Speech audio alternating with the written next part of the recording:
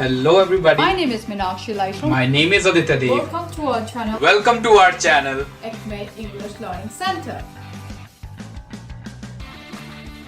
Hello everybody. My name is Aditya Dev and welcome to our channel Acme English Learning Center. Today we are going to do Basic Sentences Part 2. आज हम Basic Sentences का Part 2 करेंगे जो हम Day to Day Life Conversation में use करते हैं. Where is Part 1 then? Part 1 कहाँ है? So where is Part 1? If you want to see Part 1, then you can check our another YouTube video which is Basic Sentences Part 1. तो आप check कर सकते हैं हमारी Basic Sentences की Part 1 video अगर आप Part 1 देखना चाहते हैं तो. So in this Part 2 हम कुछ और Basic Sentences डिस्कस करेंगे. So क्या है वो Basic Sentences? Let's see. So the very first one is able to. Able to means what? Able to means सक्षम है, योग्य है. किसी चीज को करने के जब आप योग्य होते हो या किसी चीज को करने में जब आप समर्थ होते हैं तब हम यूज करते हैं able to का.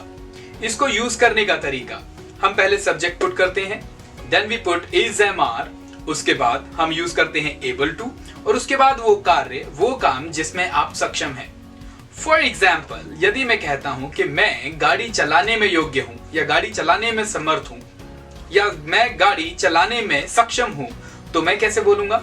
आई am going to put I am able to drive a car. Same way अगर मैं इस सेंटेंस को पास्ट टेंस में कन्वर्ट करना चाहता हूं और मैं कहना चाहता हूं कि मैं गाड़ी चलाने में सक्षम था, तो मैं सब्जेक्ट पुट करूंगा, उसके बाद is am are की जगह हम पुट कर देंगे was were. was were के साथ अगेन able to और उसके बाद वो वर्ब जिसमें आप सक्षम थे. For example, I was able to drive a car. तो इसका हिंदी मीनिंग बनेगा मैं गाड़ी चलाने में सक्षम था. सेम वे अगर मैं इसको फ्यूचर टेंस में कन्वर्ट करना चाहता हूं तो इसका स्ट्रक्चर जो है फिर दोबारा से थोड़ा सा चेंज हो जाएगा. सब्जेक्ट एज इट इज रहेगा. अब यहाँ पे was were की जगह will या shall लगा देंगे और उसके साथ हम लगा देंगे be और उसके आगे able to and then V1 यानी कि वो वर्ब जिसमें आप सक्षम होंगे. तो the sentence would be I will be या फिर I shall be able to drive the car. I shall be able to drive a car. मैं गाड़ी चलाने में सक्षम होऊंगा. So this is how we use the word able to. Let's come to next word and the next word is unable to. Same way जब हम किसी कार्य को करने के लिए सक्षम नहीं होते हैं तब हम यूज करते हैं unable to यानी कि असक्षम या अयोग्य, हम इसके योग्य नहीं हैं, तो तब हम unable to का वर्ड यूज करते हैं. इसको यूज करने का भी तरीका सेम है कि हम पहले सब्जेक्ट पुट करेंगे, फिर is am are, फिर हम यूज करेंगे unable to और उसके बाद वो वर्ब जो आप नहीं कर पाए या जो करने में आप असक्षम या असमर्थ है. इसको यूज कैसे करेंगे? I can say I enable to call you. मैं तुम्हें कॉल करने में असमर्थ हूं या मैं तुम्हें कॉल नहीं कर पा रहा हूं या मैं तुम्हारे कॉल करने के योग्य नहीं हूं. मैं तुम्हें कॉल करने में असक्षम हूं. इसी तरह से अगर मैं इसको पास्ट टेंस में बोलना चाहता हूं तो I can put subject was were unable to and then V1. तो sentence would B I was unable to call you. मैं तुम्हें कॉल करने में असमर्थ था. सेम वे फ्यूचर टेंस कैसे होगा? सब्जेक्ट will या shall be and then unable to और उसके बाद V1 यानी कि I will be unable to call you. मैं तुम्हें कॉल करने में असक्षम होऊंगा. So this is how we use the word unable to. After this word, next word is eager to. Eager to means what? Eager to means उत्सुक. जब आप किसी काम को लेकर उत्सुक होते हैं या कोई कार्य करने के लिए बहुत उत्सुक हैं तब हम eager to का यूज कर सकते हैं. So इसको यूज करने का तरीका, I am going to put subject and then is am are, फिर eager to और उसके बाद V1. वो वर्ब यहां पर आ जाएगी जो करने के लिए हम उत्सुक हैं. फॉर एग्जाम्पल, आई कैन से I am eager to meet you. मैं तुमसे मिलने के लिए उत्सुक हूं. Same way, अगर I want to speak that in past tense, अगर मैं ये past tense में बोलना चाहता हूं तो इसको बोलने का तरीका subject was were eager to and then वो काम जो आप करने के लिए उत्सुक थे. I was eager to meet you. मैं तुमसे मिलने के लिए उत्सुक था. सेम वे जब मैं इसको फ्यूचर में कन्वर्ट करना चाहूंगा तो how it is going to be, let's सी.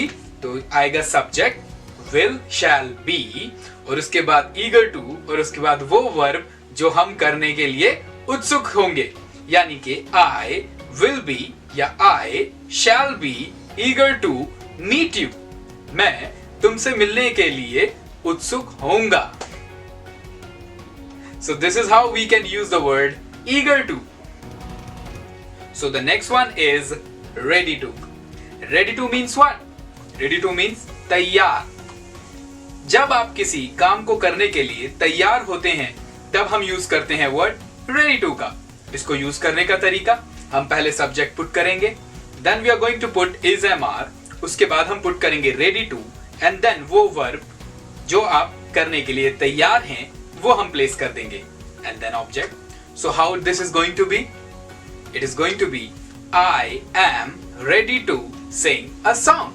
मैं एक गाना गाने के लिए तैयार हूं. सेम वे अगर मैं इसे पास्ट टेंस में कहना चाहता हूं तो subject was were ready to और उसके बाद वो काम जो आप करने के लिए तैयार थे, जैसे कि I was ready to sing a song. मैं एक गाना गाने के लिए तैयार था. उसी के साथ साथ अगर आप इसे फ्यूचर टेंस में बोलना चाहते हैं तो हम पुट करेंगे subject will shall be ready to and then V1. So the sentence would be I will be ready to sing a song. मैं गाना गाने के लिए तैयार होऊंगा.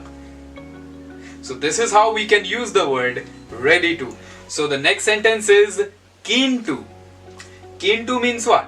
Keen to means इच्छुक. जब आप किसी काम को करने के लिए इच्छुक हैं तो हम वहां पे यूज करते हैं वर्ड keen to का. इसको यूज करने का तरीका, हम पुट करते हैं subject and then is MR, उसके बाद keen to और उसके बाद वर्ब की फर्स्ट फॉर्म यानी वो वर्ब जो आप करने के इच्छुक हैं. For example, If I want to say मैं नाचने के लिए इच्छुक हूं तो I am going to say I am keen to dance. Same way अगर मैं इसे past tense में कहना चाहता हूं तो I am going to put subject and then was were और उसके बाद keen to और उसके बाद वो verb जो मैं करने का इच्छुक था. So the sentence would be I was keen to dance. Same way अगर मैं इसको future tense में कहना चाहता हूं then it would be subject will shall be and then keen to and after that V1. So the sentence would be I shall be keen to dance. मैं नाचने के लिए इच्छुक होऊंगा. So this is how we use the word keen to. So friends, these were the basic sentences which you can use in your day-to-day life conversation. I believe that आपको ये आज का लेसन समझ में आया हो and I hope that आप अपनी day-to-day life conversation में ये जरूर use करेंगे. So that's all for today. Thank you very much and take care.